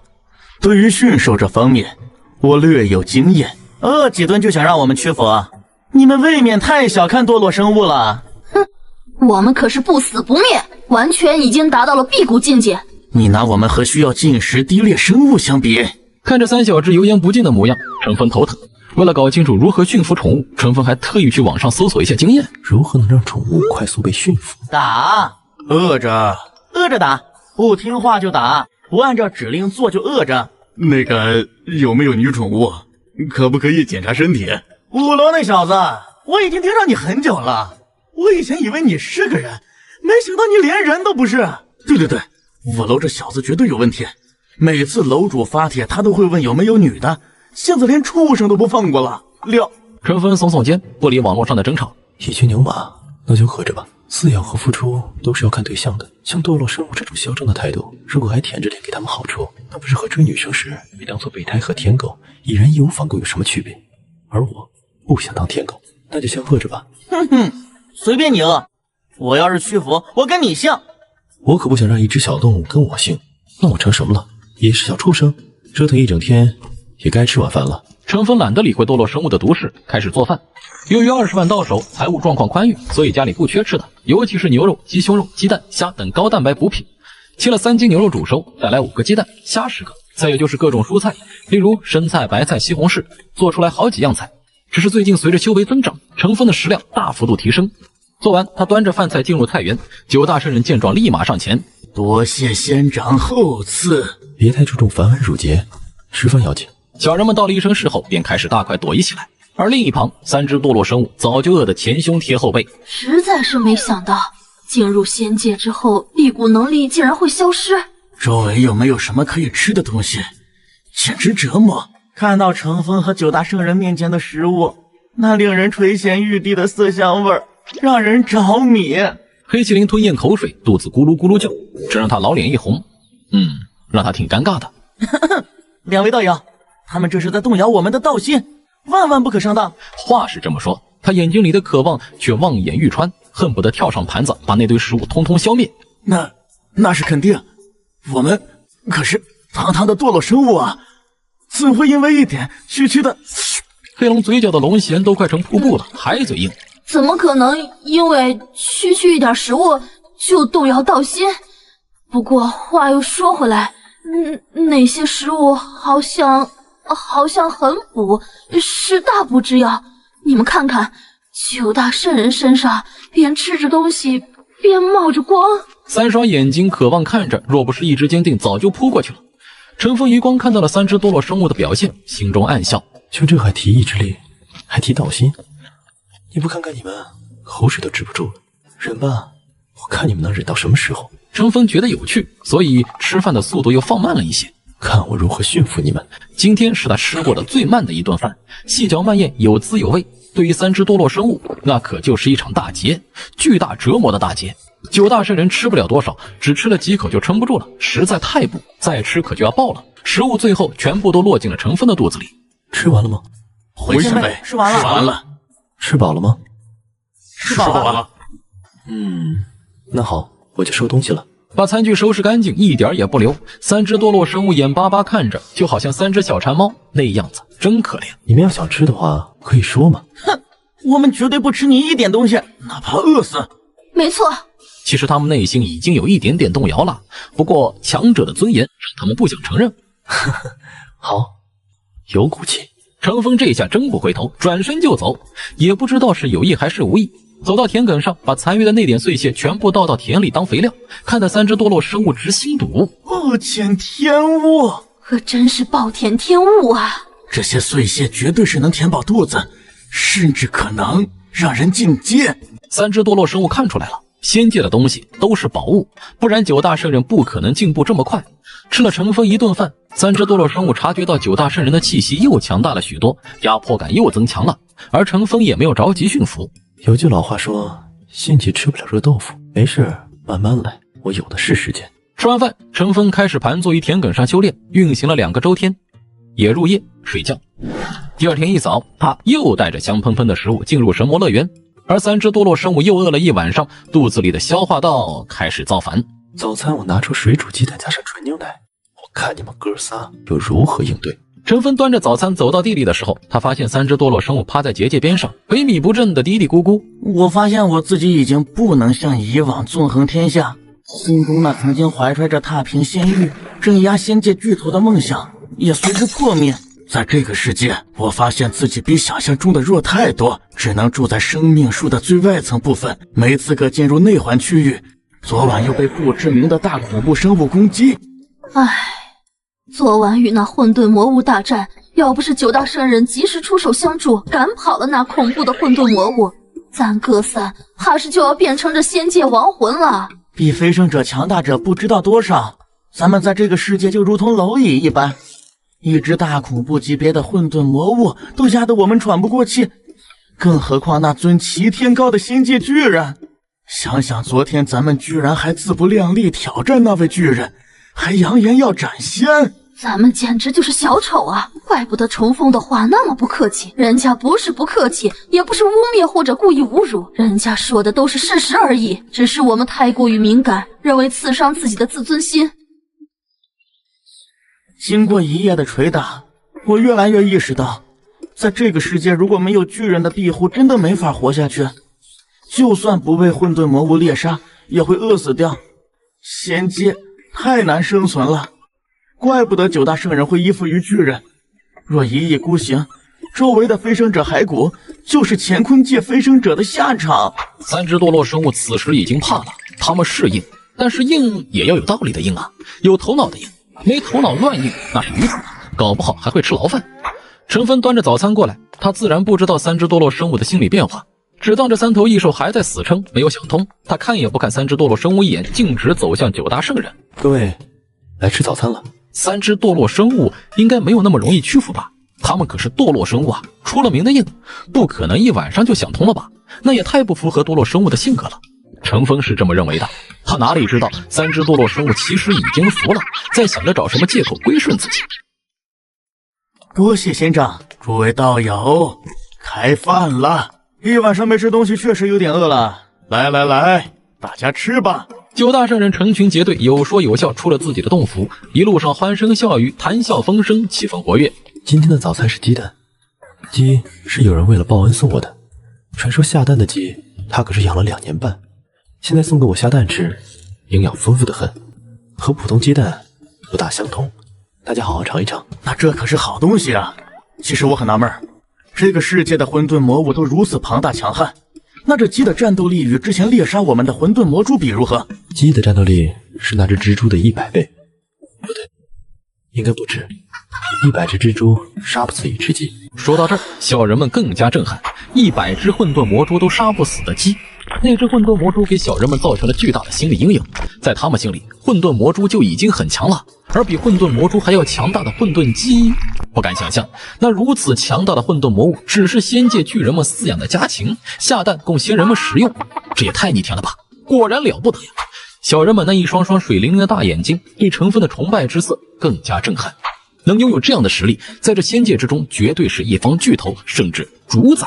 而边上一直在偷窥此地的3只堕落生物，其实对陈峰的印象也和9大圣人差不多。这位巨大的仙人绝对是巨头，独霸一方的巨头。一颗美白椭圆的水煮鸡蛋放在盘子里，比小人们高大很多，他们9个人都吃不完一个。这个牛奶大家也不要浪费了，这是更加恐怖的牛魔怪生产的牛奶，也很补。他用小人们能理解的话解释，小人们眼中光芒更盛。在他这么一通介绍之下，这个世界平平无奇的一顿早餐简直成了逆天的大补之药。9大圣人大口啃着鸡蛋蛋白，大口喝着纯白的牛奶，啃了半天，一个鸡蛋居然才凹陷下去一部分，露出里面金黄欲滴的蛋黄。另一边，3只堕落生物肚子造反，咕咚咕咚的叫个不停，但是又拉不下脸去求陈峰，只能眼巴巴口水直流的看着陈峰他们大快朵颐。真香，要是能吃一顿就好了。鸡和凤凰同源，如果能吞服一些仙界的鸡蛋补药，我肯定能完成进化啊！好想吃啊！如果眼神也能吃饭，盘子里的东西早就被他们吃光了吧？陈峰乐呵呵地看着这边，3只堕落生物心中一颤，打定主意，叫我们屈服，只要你叫一声，给个台阶下，我们就认怂，我们就服软。只要一声，你叫一下，给个面子，只需要招呼一下，我们就跟你混了。3只堕落生物已经决定，只要陈峰现在说一句话，他们立马改变主意，跟着陈峰混。但是陈峰没叫，只是含笑看着他们。这3只堕落生物肯定很有骨气，可不能再轻易说让他们屈服之类的，先晾一晾再说，一定要循序渐进，一步一步来，再饿一顿看看情况，反正不急。3只堕落生物若是能听到陈峰的心里话，一定会哭出来。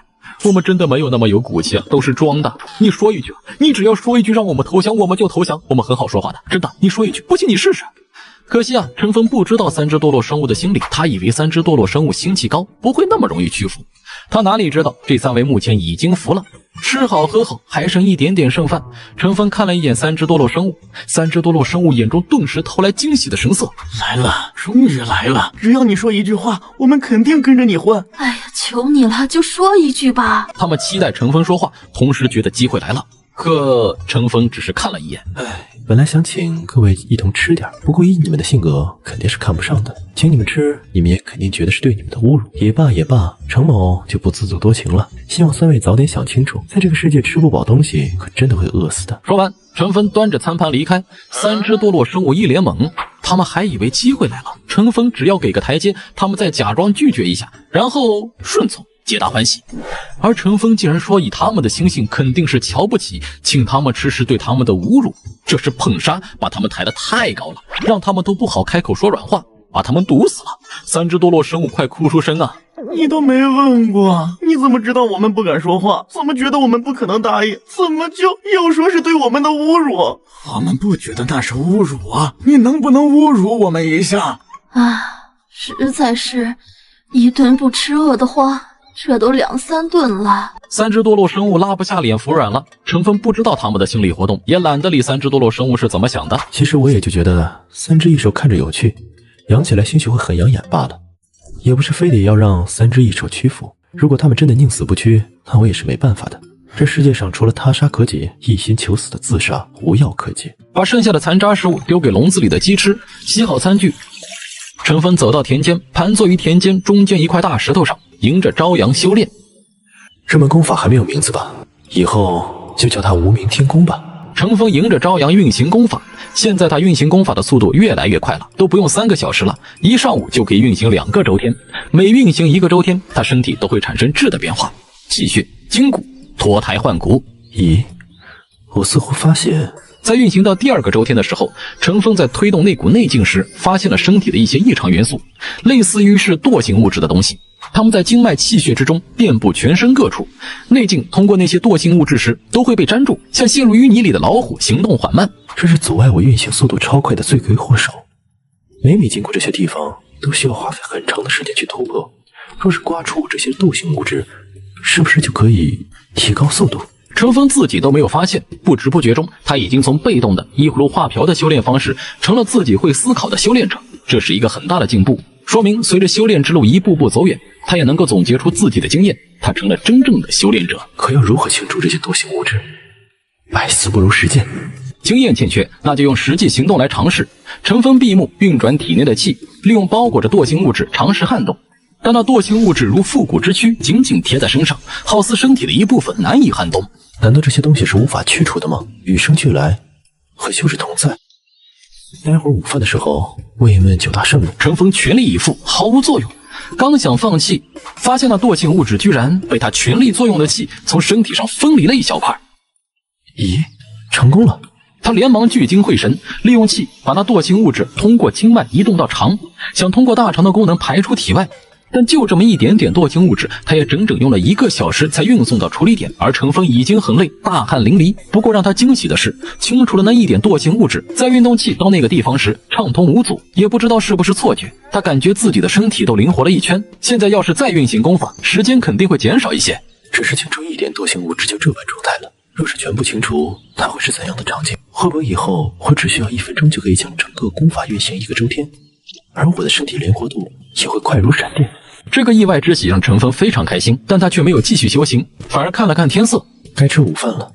我不知道那3只异兽下的怎么样了，算了，不想他们，顺其自然吧。正餐讲究，牛腩番茄、虾仁猪心汤、大米饭、白菜，很丰盛，色香味俱全，闻着都让人心旷神怡。陈峰和9大圣人美滋滋分享，吃得满口流油，那样子实在让人忍不住啊。陈峰依旧没有搭理3只堕落生物，这3个可是心性稳定的大佬，哪有那么容易屈服？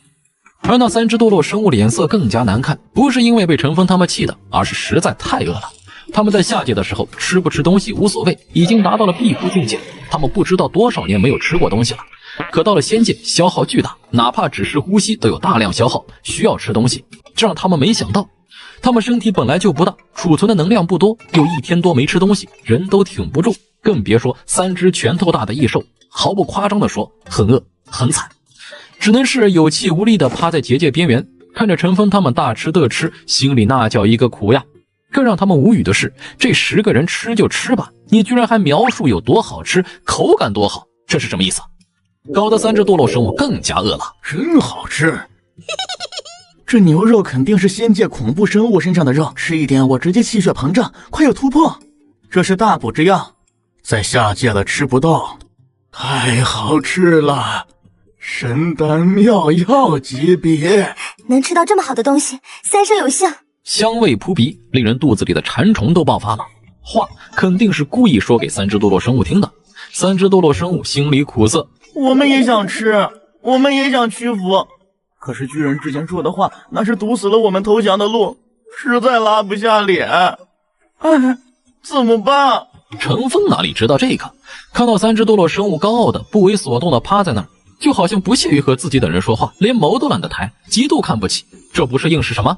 唉，果然堕落生物就是堕落生物，心性坚韧。看来这些堕落生物恐怕不会屈服了，劝他们肯定没用。看看人家多了老，宁死不屈，看看人家品格多么逆天，不愧是堕落生物啊。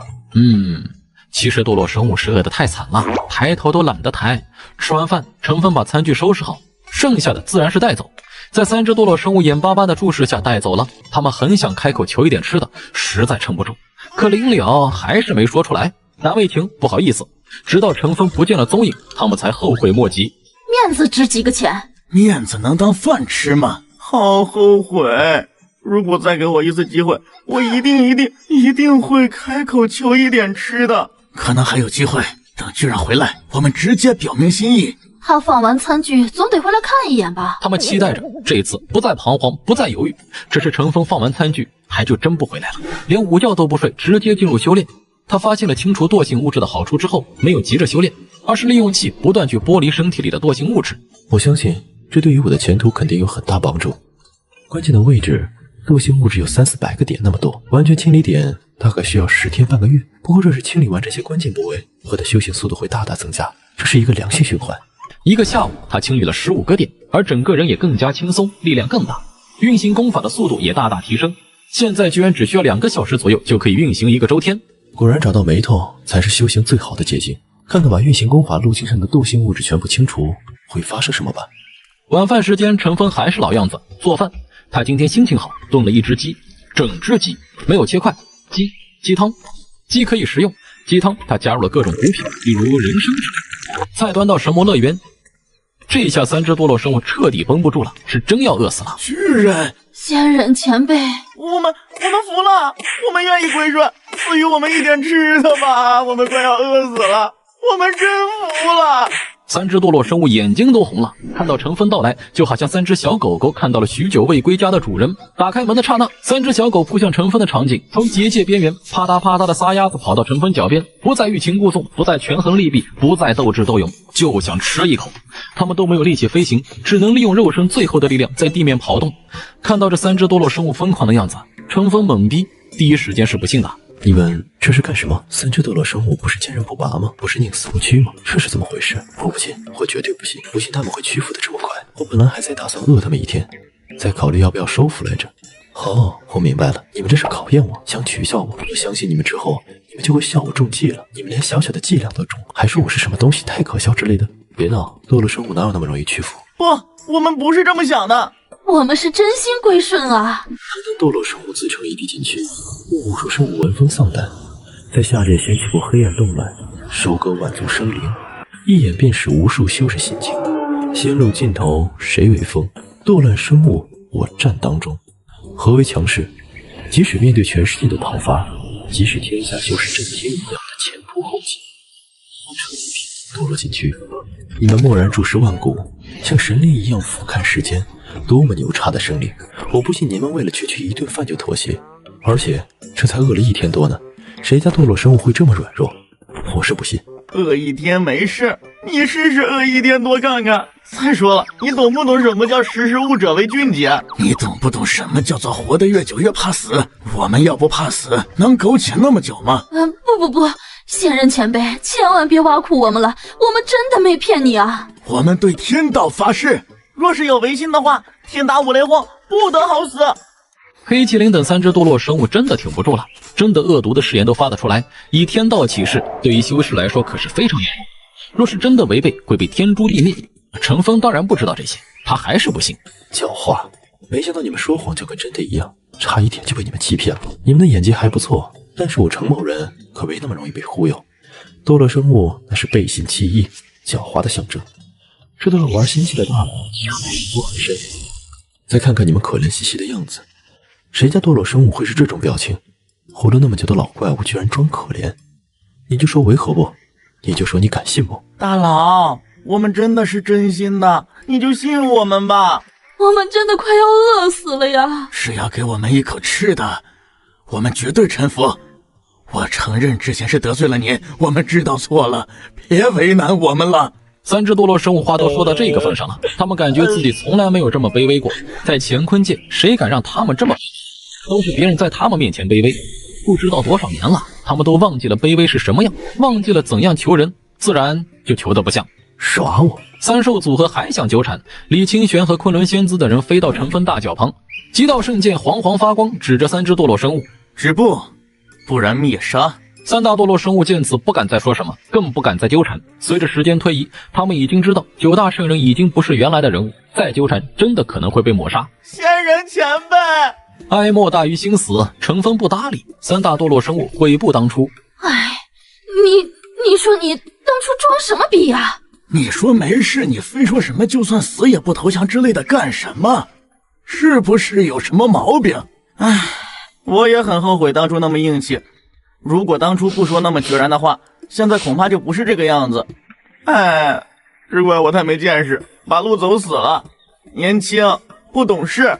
现在好了，仙人前辈还真以为我们很硬，就算服软了，对方也不信。眼巴巴，只能看着别人大口大口进食，边吃还边说什么真好吃，讲解食物美妙之处。唉，简直就是煎熬，想不听都做不到。你们想吃吗？想吃的话就别嘴硬了，趁早投降。投降了，你们就有好东西吃了；不投降，只能继续饿着喽。你以为我们不想？我们都已经投降了，只是你不信，我们能有什么办法？看三只堕落生物决绝的样子，一言不发。程峰觉得今天又没戏了，于是只能无奈收盘子，然后离开，利用晚上的时间清理体内的惰性物质。翌日，程峰照例端着早餐去神魔乐园，哗啦啦！这一次他才进入小树的范围，三只萎靡不振的堕落生物跑过来，不管不顾抱着程峰的大腿。仙人，我们服了，真的服了，别搞我们了，我们怕了。再不给我们吃的，我们真的饿死了。请赐饭，我们愿意付出所有代价。我们真心归顺，只需要包吃包住就成，只要能给一口吃的呀，做什么我们都愿意。程峰简直当场懵逼，而九大圣人也是第一次见到堕落生物这种表现，在乾坤界的时候，那可不要太嚣张跋扈呀。看他们好像宠物贴贴不撒手的模样，九大圣人还以为自己看错了。这真的是堕落生物？怎么和印象中的不一样？居然抱着大腿就不松开了。又搞什么阴谋？你们撒开！不，我们不撒手。要么今天仙人前辈接受我们的投降，要么就打死我们吧。反正都是一死，还不如死在你手里面。我们真撑不到中午了，太饿了，身体里的生命气息在流失，再不补充能量，就真的死定了。我们真没有搞花样，不信仙人前辈可以检查我们的身体，真的是快要饿死了。若是不信，仙人前辈可以直接炼化我们的精血，掌握我们的命运。才饿了2天不到，这也太容易屈服了吧？他不知道炼化精血是什么，但是看到九大圣人点点头，程峰知道稳了。你们前2天桀骜不驯的样子呢？还说什么堕落生物永不为奴？除非包吃包住。那行吧，我相信你们。至于精血掌控就不必了，不用那么麻烦。你们要是耍花样，我随时可以抹杀你们，反正你们也离不开此地。多谢仙长，我们绝对不敢耍花样。终于能混口吃的了啊，太不容易了。三只堕落生物臣服，也算自己人了，可以获得程峰赐予的食物。当然了，因为地位原因，他们没法第一时间上桌吃饭，得等程峰和九大圣人吃完了才能吃。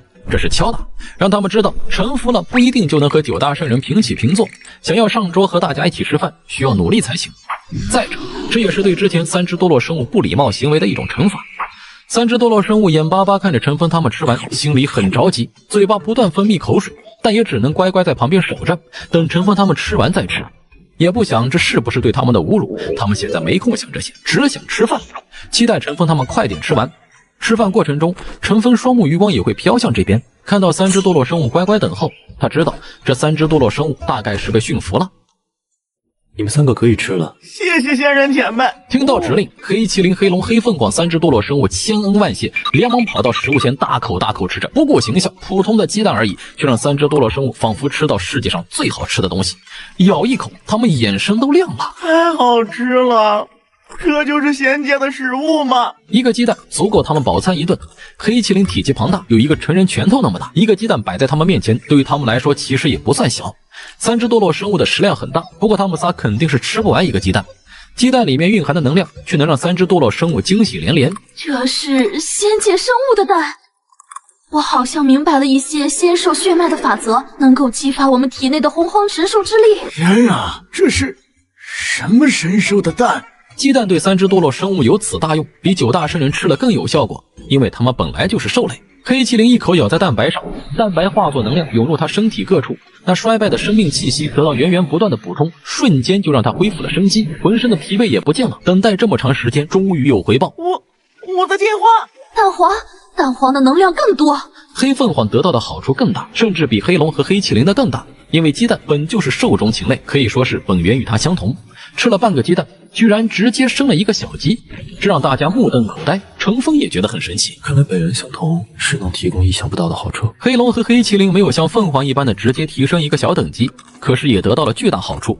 吃得太饱，撑了，他们仨才恋恋不舍地离开，眼睛时不时地望向还没吃完的鸡蛋，这对于他们来说就是灵丹妙药。知道鸡蛋的好处，三只多洛生物心里那一点委屈彻底烟消云散。本来他们臣服成风，心里多少还是有点不服，有点忍辱负重的情绪。可是鸡蛋一出手，他们彻底没有那种感觉了。他们得到的巨大好处，若是有这种好处作为交换，别说臣服，就算以身相许都没有问题。多谢仙长厚赐，我们感激不尽。三只多洛生物吃完后，恭敬行礼，是真心归顺。难怪9大圣人愿意跟着你混，早知道你的食物这么牛，我们早就跟着你混了。三大多洛生物认为自己白白浪费了2天时间，真是脑子有病。如果好好利用这2天时间，恐怕现在还能变得更强。既然你们愿意跟着我，那以后就是一家人了。你们自己在小树附近找个地方住着吧，这里其实没那么多规矩，你们该修炼修炼，该怎么生活就怎么生活，我不会干涉。至于吃的，放心，以后绝对管够，但房子嘛，恐怕得你们自己建造了。仙长放心，这个我们早有准备。说罢，黑麒麟掏出一座小山，上面共有9个山峰，最高的山峰大概有1米到1米4五左右。程峰看得目瞪口呆，这不死山在下界高耸入云，庞大到横跨不知道多少万里。没想到到了仙界，面积竟自动缩水了，不过也够我们住了。没想到这就是不死山，传闻不死山会移动，有大道遮盖法则，圣人都难以寻到踪迹，神出鬼没。今天算看到了，这可是当初乾坤界中令人闻风丧胆的禁区啊，他们都没见过，没想到却在仙界能观其全貌。如果修为道友有兴趣，也可以移居不死山，我们都是一家人，不用客气。哼，大可不必。9大圣人耸耸肩，对此没有兴趣。看到他们掏出家底，9大圣人有些后悔没有把自己的洞府也搬上来，不然也会有很好的居住环境。可谁知道仙界会是这么一个情况，那就太可惜了。山不错，其实我更感兴趣的是你们周身的法宝，是空间戒指一样的东西吧？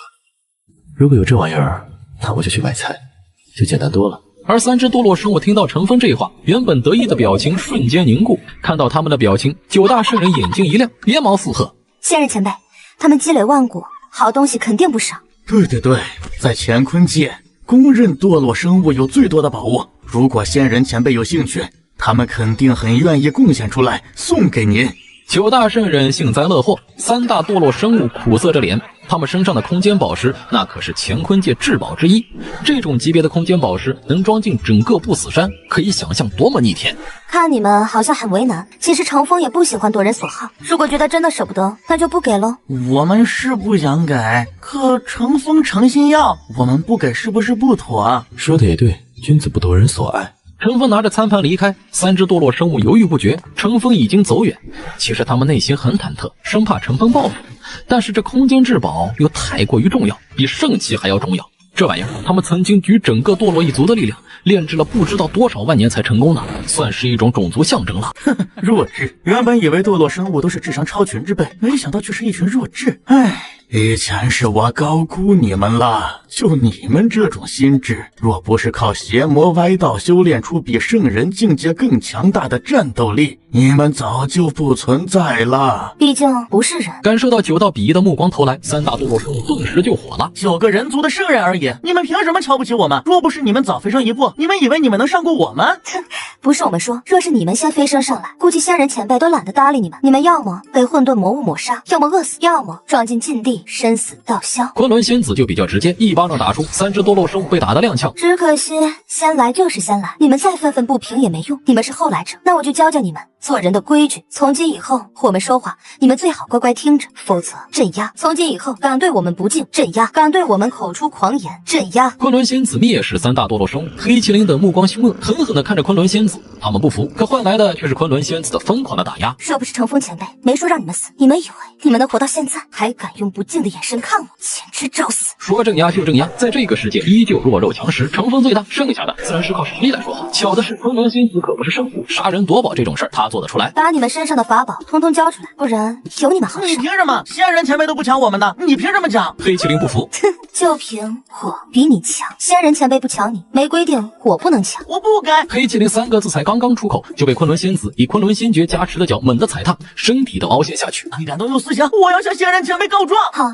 忘了告诉你，在仙界生活其实也是非常自由的，逼不得已我不想杀你，可若是真杀了你，以仙人前辈的性格也不会对我怎么样。你愣着干嘛？你们还不帮忙吗？昆仑仙子招呼着其他圣人，嘿嘿，来了！李清玄、深渊魔王、青帝、大夏皇主等涌了过来，对着堕落一族三兽组合就是一顿暴揍，硬逼得他们把身上的法宝全拿出来，才善罢甘休。这9个人族圣者居然这么霸道，土匪一样！什么空间宝石，什么灵丹妙药、法宝、武功秘籍等等，有用的没用的都抢走。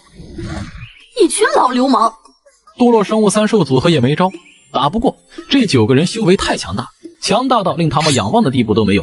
关键这9个人都不是什么好鸟，下手特别狠。若不拿出宝物来，他们真下死手呀，不管死活的那种。最后三兽组合积累不知道多少万年的东西都被搜刮干净。哼，你们真的别幽怨，我们这是救你们的命，信你个鬼！抢我们东西还说救我们，有你这么救人的？说你们智商不够，你们还不服？你们以为这些东西我们要留着用？不，都是给仙人前辈的。你们自以为很聪明，可是我想问，你们住在这里给仙人房租了吗？换句话说，这里是仙人前辈的地盘，仙人前辈就算不计较，可是你们就真的不给房租，不给好处，你们什么都给不了，那意味着他也可以不用对你们负责。心情好赏一口吃的，心情不好一根手指头碾碎你们都是应该的。仙人前辈看上你们的空间宝石，你们不双手奉上，感激涕零，你们终于对仙人前辈有用了，你们居然还舍不得，居然还拒绝，你们可真行啊！仙人前辈很难看上我们乾坤界的东西，只要你和他有了利益羁绊，他才会把你们放在心上，才会另眼相看。不然人家凭什么养你？你能给他什么好处？